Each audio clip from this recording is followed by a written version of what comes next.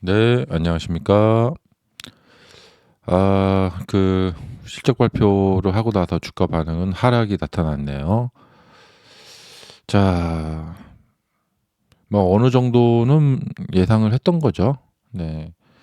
그래서 이제 이번 실적 발표에서는 지난번 인도량 발표한 이후에 떨어졌듯이 그런 것이 재현되지 않을까 예상이 했었는데, 다만 이제 좀 어닝콜에서 일론 머스크가 좀 좋은 이야기를 해줘서 뭐 가이던스도 좀 좋게 내주고, 그렇게 해서 좀 그걸로 좀 이렇게 한번 상승, 뭐 이런 것이 좀 이렇게 나타나지 않을까, 이제 일말의 기대감을 좀 가지고 있었습니다.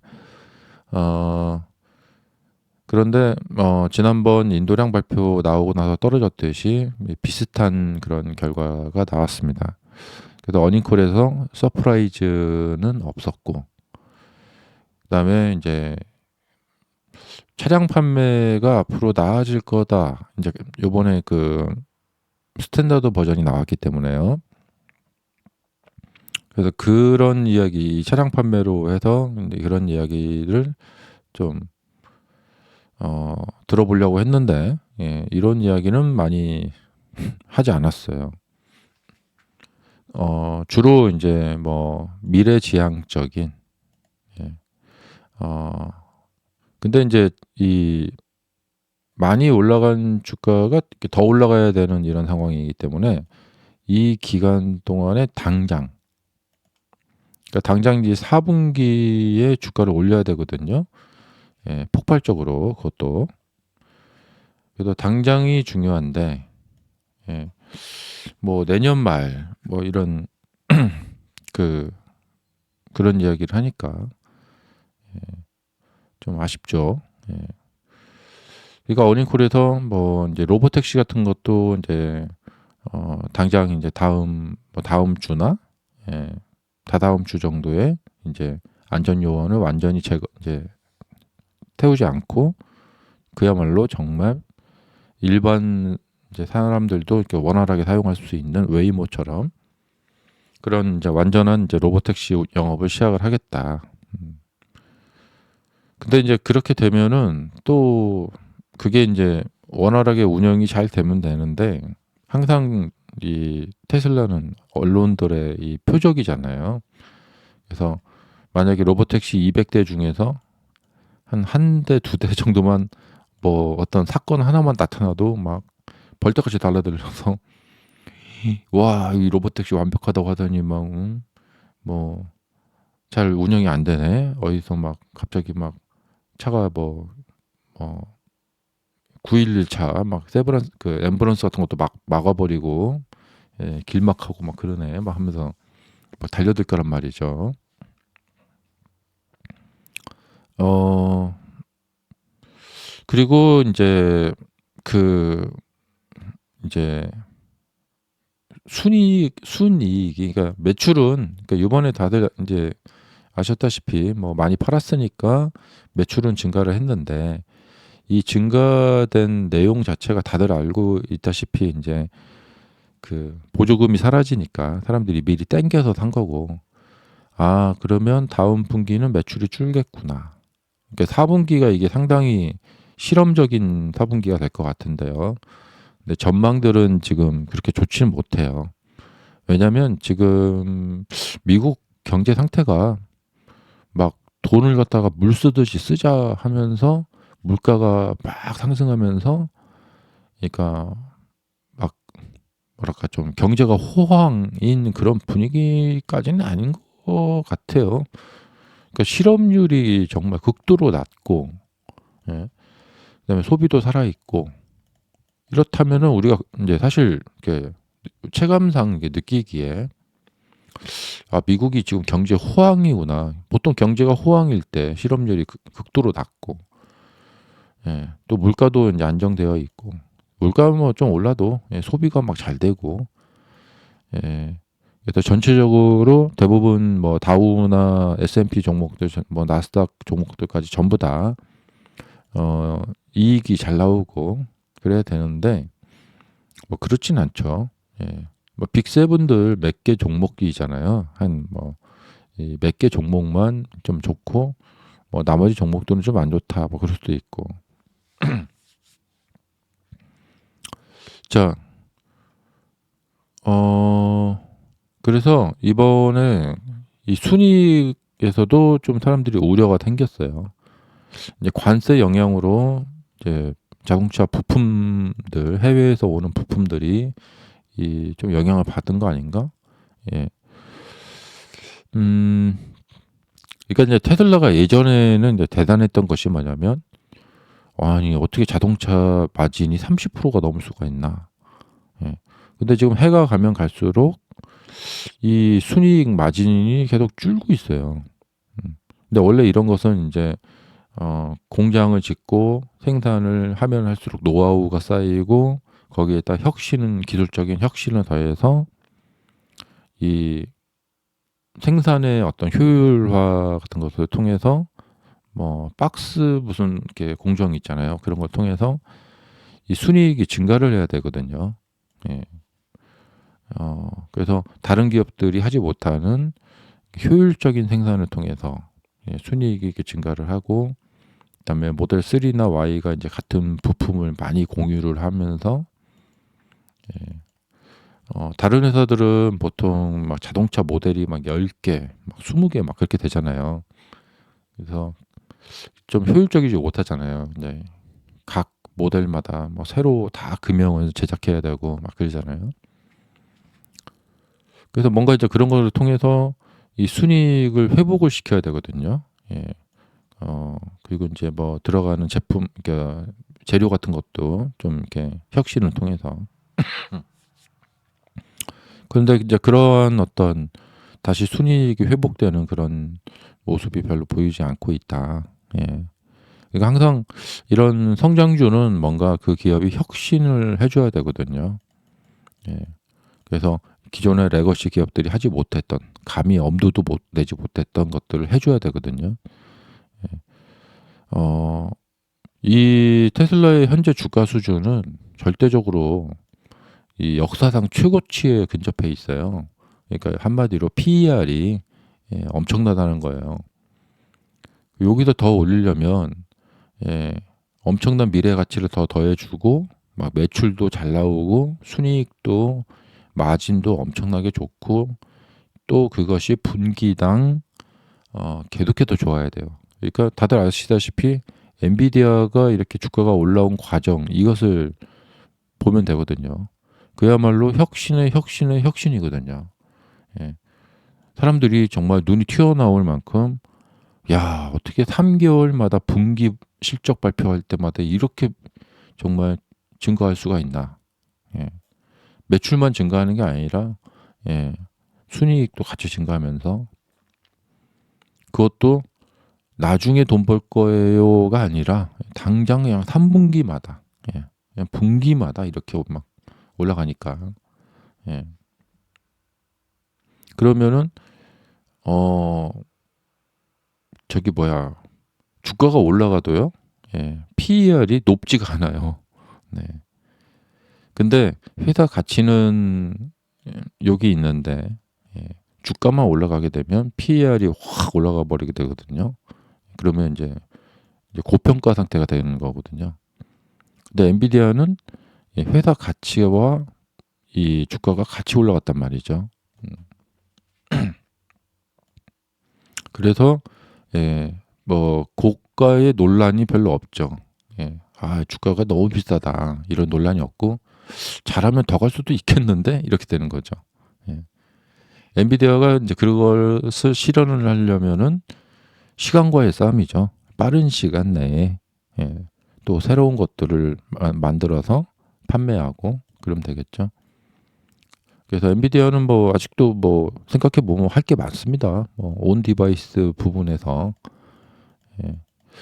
일단은 가장 시급한 게 이제 우리 개인 사용하는, 집에서 사용하는 PC에 이 PC에 이제 그래픽 카드 뭐 그래픽 카드 뭐 그것보다도 이제 AI 카드,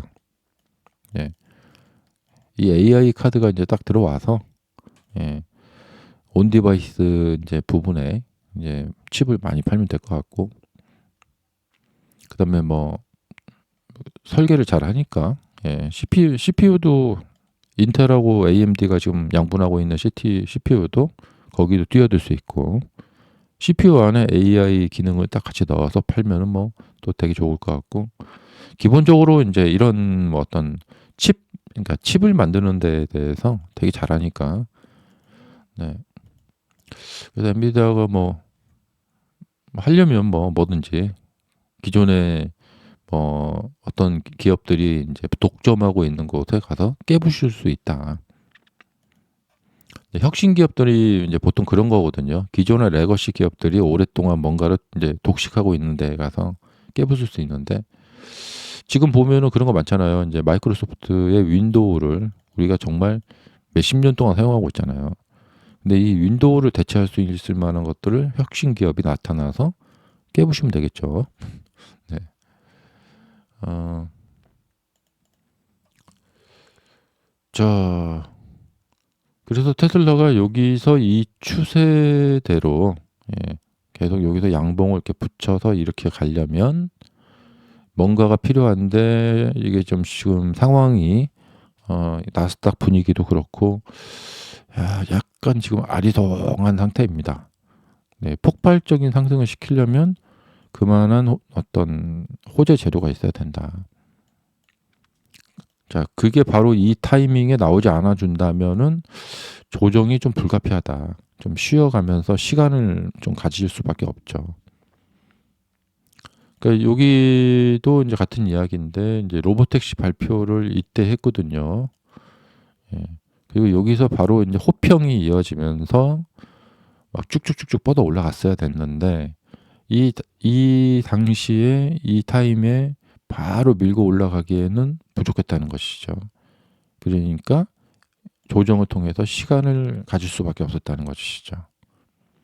그래서 이렇게 시간을 이제 갖고 그 다음에 이제 이 뒤쪽에서 이렇게 나중에 올라갈 수 있다. 근데 상황이 좀 좋게 가야죠. 예.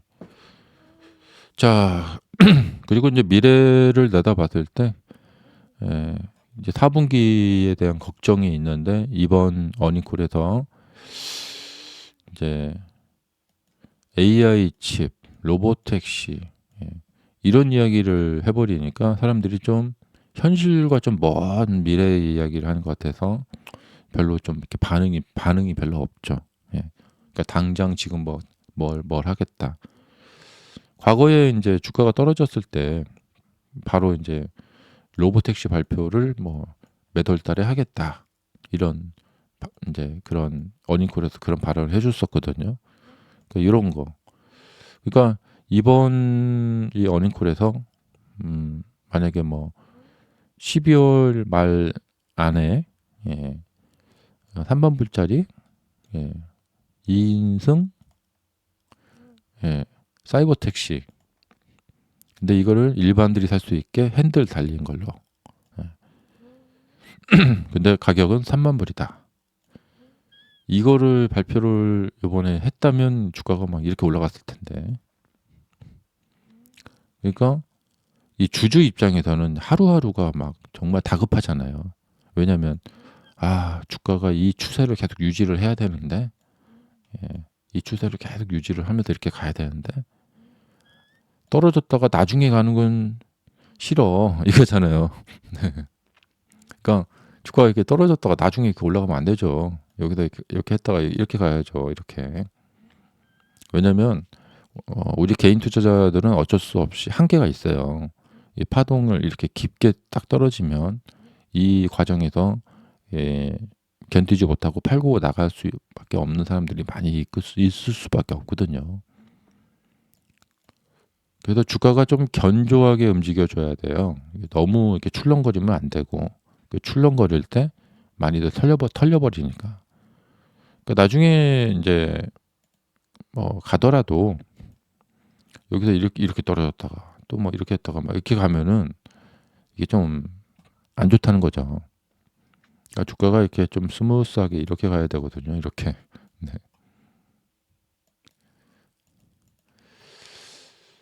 자, 그래서 이제 이렇게 됐는데 이미 이제 벌어진 일이고 이제 항상 중요한 것은 미래죠.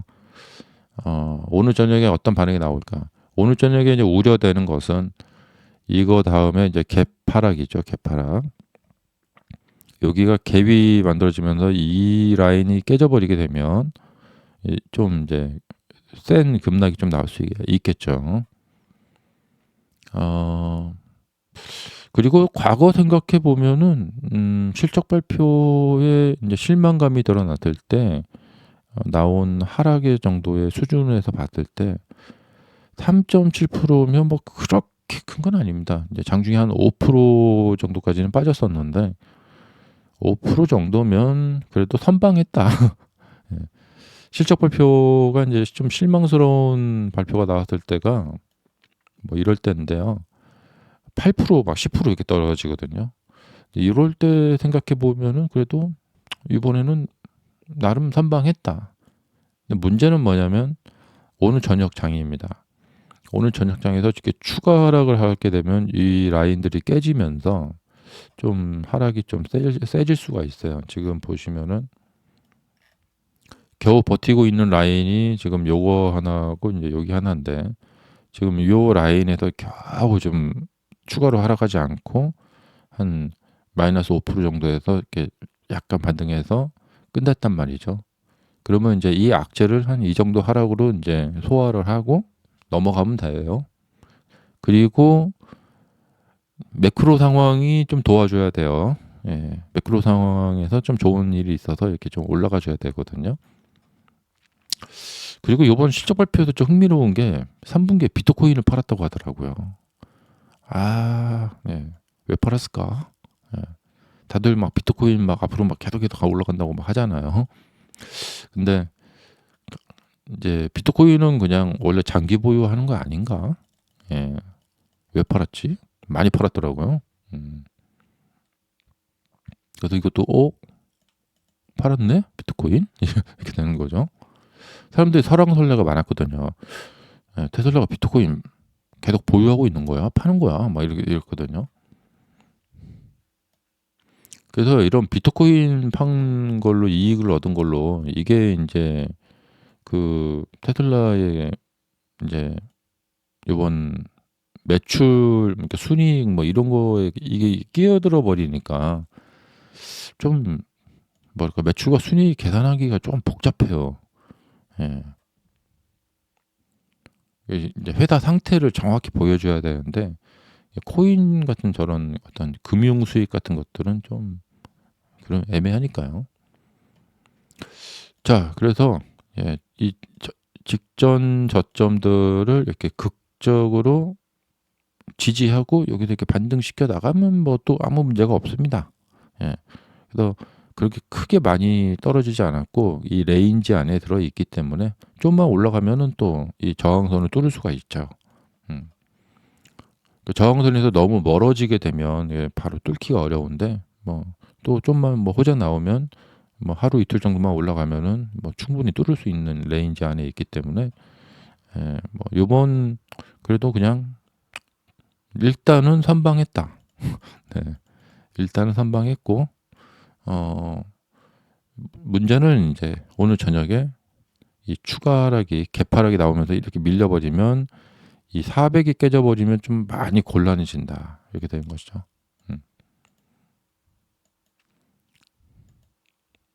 자,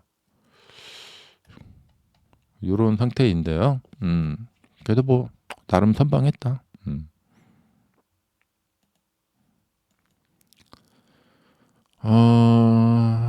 이게 이제 20선을 깨뜨렸잖아요. 10선과 주가가 20선을 이제 데드 크로스를 했는데 이렇게 여기를 20선을 터치를 하지 않고 10선하고 주가가 20선을 터치하지 않고 약간 이쪽으로 이렇게 조정을 하는 듯이 하다가 이렇게 바로 이렇게 틀어 올려서 이렇게 가는 게 이게 아주 최고의 시나리오거든요. 근데 이런 모습은 좀 요쪽하고 좀 비슷하단 말이에요. 이렇게 데드 크로스 돼가지고 이런 모습으로 와서 여기서 이렇게 꼬여갖고 이렇게 내려가면 이게 이제 작년 아니 올해 봄에 있었던 이 모습을 이렇게 닮아가고 있는 건데 이제 좀 이렇게 잘 봐야 돼요. 예. 이거 그냥 주가라는 것은 뭔가를 하지 않고 그냥 놔두면은 이렇게 내려갑니다. 여기서 뭔가를 해줘야 돼요. 안 그러면 그냥 그대로 그냥 흘러버립니다. 주가는. 그러니까 적어도 여름처럼 이렇게 횡보는 시켜줘야 돼요. 이렇게 아래로 흐르지 않게. 자, 그래서 결론은 그냥 뭐 특별히 뭐가 없다. 그러면 주가가 흘러내려 버립니다. 그리고 악재가 더해지면 하락의 좀 이 강도가 이 2월 달처럼 하락의 강도가 이게 가파라지죠. 자, 감사합니다.